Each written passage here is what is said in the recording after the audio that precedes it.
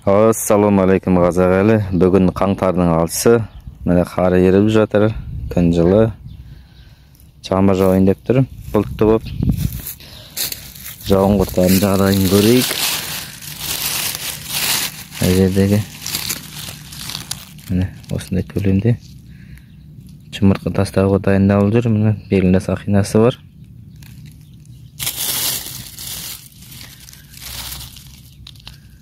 Екіншісін көрейік. Мынау да сондай жұмыртқа тастауға дайындалып жүр екен.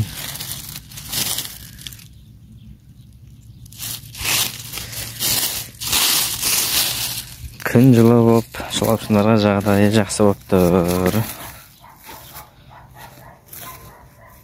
Каналға тіркеліп қолдау көрсетіп отырайық. Аяғынан бір көрейік.